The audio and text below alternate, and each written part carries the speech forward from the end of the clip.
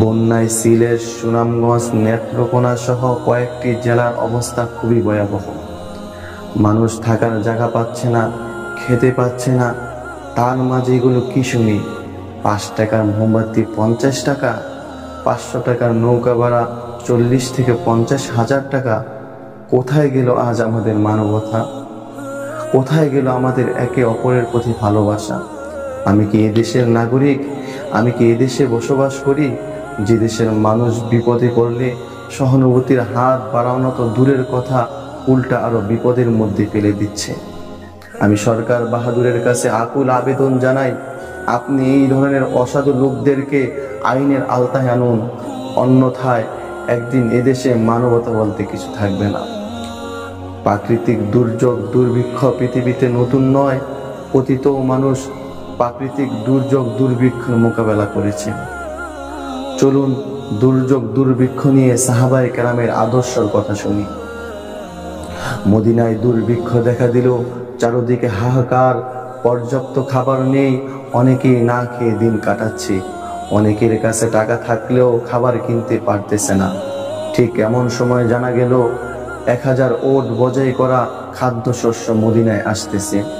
1000 ওট বোঝাই করা খাদ্যশস্য দিয়ে মদিনার দুর্ভিক্ষ মোকাবেলা করা সম্ভব, মদিনায় খাদ্যের অভাব দূর করা সম্ভব। জানা গেল 1000 ওট বোঝাই করা খাদ্যশস্যের মালিক একজন। তিনি চাইলেই সেখানে রমরমা ব্যবসা করতে পারেন। 100 টাকার পণ্য 1000 টাকায় বিক্রি করতে পারেন, যেমনটা আজকে করতেছেন আমাদের সিলেট, সুনামগঞ্জ, নেত্রকোনা ব্যবসায়ী ও মাঝিরা। 5 টাকার মোমবাতি তারা আজকে বিক্রি করতেছে 50 টাকা, 500 টাকার নৌকা ভাড়া তারা আজকে নিচ্ছে 40 থেকে 50 হাজার টাকা। মদিনার সেই ব্যবসায়ী চাইলেও এমনটা করতে পারতেন। তার কাছে মদিনার খুচরা ব্যবসায়ীরা ছুটে গেলেন, তারা খাদ্য কিনতে চায়, স্বাভাবিক দামের চেয়ে তারা দ্বিগুণ দাম দিবে। মদিনার সেই ব্যবসায়ী চাইলেই দ্বিগুণ লাভে সেই পণ্য বিক্রি করতে পারেন, কিন্তু তিনি খুচরা ব্যবসায়ীদেরকে বলে দিলেন তিনি এত কম লাভে বিক্রি করতে চান না, তিনি আরো লাভে বিক্রি করতে চান। মদিনার খুচরা ব্যবসায়ীরা অবাক হয়ে বলতে লাগলো, আমরা তাকে দ্বিগুণ লাভ দিব, এরপরও তিনি আমাদের কাছে বিক্রি করতেছে না। তিনি বলছে এর থেকে অধিক লাভে বিক্রি করবে, আরেকজন এর থেকে অধিক বেশি লাভ দিবে তাকে। মদিনার খুচরাইরা জানতে চাইলেন তিনি কে। ওই ব্যবসায়ী তখন কোরআনুল কারীমের সূরাতুল বাকারার 261 নম্বর আয়াত তেলাওয়াত করলেন, মাসালুল্লাযীনা ইউনফিকুনা আমওয়ালাহুম ফি সাবিলিল্লাহ। এই আয়াতে আল্লাহ রাব্বুল আলামিন বলেন, যারা আল্লাহর রাস্তায় দান করে তাদের দৃষ্টান্ত হলো বীজের মতো, যা জমিনে বপন করার পর তা থেকে 7টি ছড়া জন্মে এবং প্রতিটি ছড়া 100 করে দানা ধরে। এভাবে আল্লাহ তাআলা যাকে চান এর থেকে অধিক গুণে বেশি দিতে পারেন।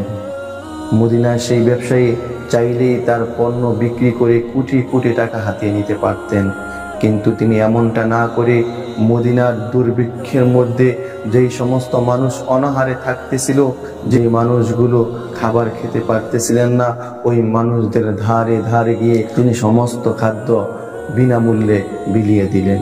তিনি চাইলে কোটি কোটি টাকা হাতিয়ে নিতে পারতেন, কিন্তু তিনি টাকার বিনিময়ে বিক্রি না করে মহান আল্লাহকে সন্তুষ্ট করার জন্য দুর্যোগ দুর্ভিক্ষ সময় তিনি তার পণ্যগুলো আল্লাহর রাস্তায় দান করে দিলেন। অনেকের মনে হয়তো প্রশ্ন জাগতেছেন তিনি কে? তিনি হলেন আমাদের ওসমান রাদিয়াল্লাহু তাআলা আনহু। ও মুসলমান ভাই, তোমাদের শিকড় তো হলো এরকম, তোমাদের পূর্বপুরুষরা তো এমন, যেই সময়ে কারো কাছে পণ্য নাই, শুধু নিজের কাছেই পণ্য, চাইলেই তিনি কোটি কোটি টাকা হাতিয়ে নিতে পারতেন, কিন্তু তোমাদের পূর্বপুরুষরা তা না করে তারা আল্লাহর রাস্তায় দান করে দিয়েছে। এখন তো আমরা তাদেরই উত্তরসূরি, আমরাও তো তাদের উত্তরসূরি, আমরাও তো পারি 5 টাকার পণ্য 5 টাকায় বিক্রি করতে, অথবা তাদেরকে বিনামূল্যে দিতে। যতটুকু পারি আমরা অসহায় ভাইদের পাশে দাঁড়াই। আল্লাহ রাব্বুল আলামিন আমাদের সকলকে অসহায় ভাইদের পাশে দাঁড়ানোর মতন তৌফিক দান করুন, আমিন। আসসালামু আলাইকুম ওয়া রাহমাতুল্লাহি ওয়া বারাকাতুহু।